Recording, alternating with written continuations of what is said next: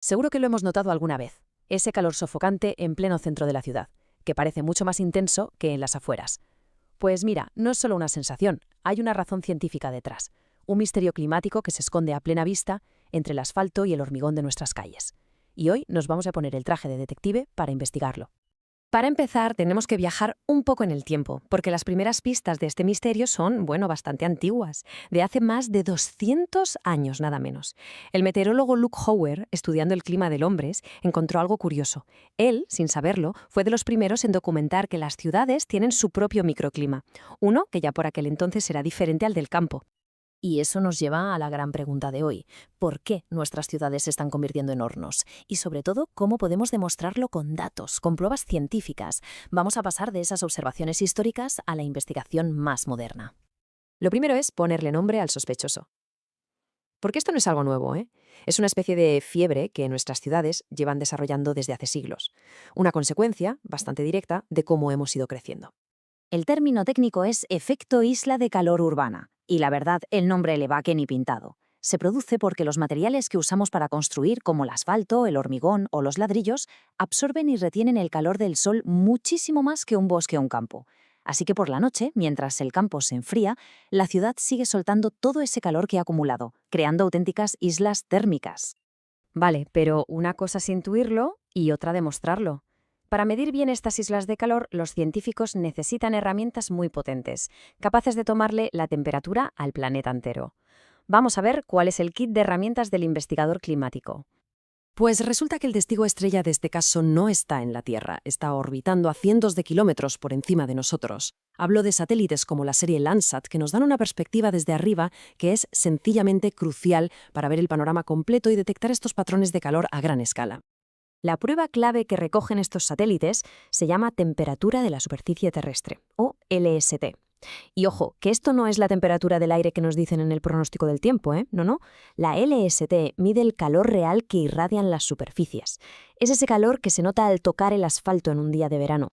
Pero, a ver, ¿cómo se pasa de una simple señal que llega del espacio a un mapa de calor que podamos entender?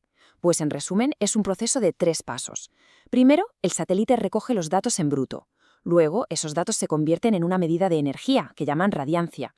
Y finalmente, con unos algoritmos bastante complejos, esa radiancia se traduce en la temperatura exacta de la superficie en grados Celsius. Así es como se procesan las pruebas. Muy bien, ya tenemos las temperaturas. Ahora necesitamos entender la escena del crimen, es decir, el propio paisaje urbano. Y para esto, los científicos usan unas lentes muy especiales para analizar esas mismas imágenes de satélite.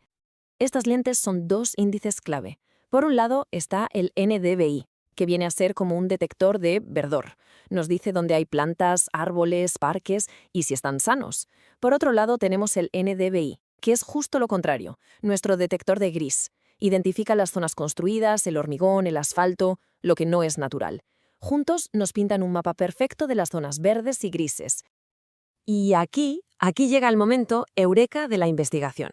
Porque cuando se cruzan los datos de temperatura con estos mapas de verdor y gris, la correlación es que es inequívoca. Las zonas con más vegetación, con un NDVI alto, son siempre más frescas.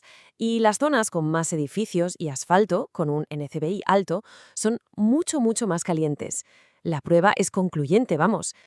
Con todas estas pruebas sobre la mesa, ya podemos señalar al culpable principal. Y no es una sola cosa, sino un proceso que no para: la transformación de nuestro paisaje. Para que se vea más claro, fijémonos en un caso de estudio real, en la cuenca del río Son, en la India. Los datos de satélite de casi 30 años muestran una transformación brutal. En 1991 el paisaje era sobre todo natural. Pero para 2020, extensiones enormes de vegetación y de tierras de cultivo habían desaparecido para dar paso a ciudades y asentamientos. Este patrón, por desgracia, se repite en todo el mundo. ¿Y la consecuencia directa de este cambio? Pues este número: un aumento de 0,82 grados Celsius en la temperatura media de la superficie de toda la región. Y puede que no suene a mucho, pero un aumento promedio de casi 1 grado a escala regional es una barbaridad. Significa más días de calor extremo, más necesidad de aire acondicionado, con el gasto de energía que eso supone, y más riesgos para la salud de las personas más vulnerables. Vale, el caso está resuelto. Ya sabemos qué pasa y por qué. Pero la historia no acaba aquí, ni mucho menos. La misma ciencia que nos ha ayudado a identificar el problema, ahora también nos da las soluciones.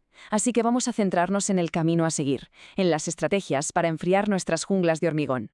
La solución clave se conoce como infraestructura verde y azul. Suena un poco técnico, pero la idea es súper sencilla.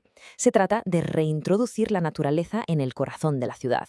Hablamos de cosas como tejados y paredes verdes, de plantar muchísimos más árboles para tener sombra, de usar pavimentos que dejen pasar el agua o de crear más parques. Todo esto combate directamente las causas de la isla de calor y, de paso, mejora la calidad del aire y nuestro bienestar. Porque el objetivo final no es solo reducir el calor, sino crear activamente lo contrario, islas de frescor urbano superficial. Piensa en ello como oasis dentro de la ciudad, como grandes parques o las orillas de un río, que funcionan como el aire acondicionado natural de la ciudad. El gran reto de la planificación urbana ahora mismo es tejer una red con estas islas de frescor. Así que ahí lo tenemos. La investigación nos ha dado el diagnóstico y también el tratamiento. La pregunta que nos queda en el aire es ¿cómo vamos a aplicar todo esto? Porque el diseño de las ciudades del futuro, nuestra capacidad para adaptarnos al cambio climático y la calidad de vida de miles de millones de personas dependen, y mucho, de las decisiones que empecemos a tomar hoy mismo.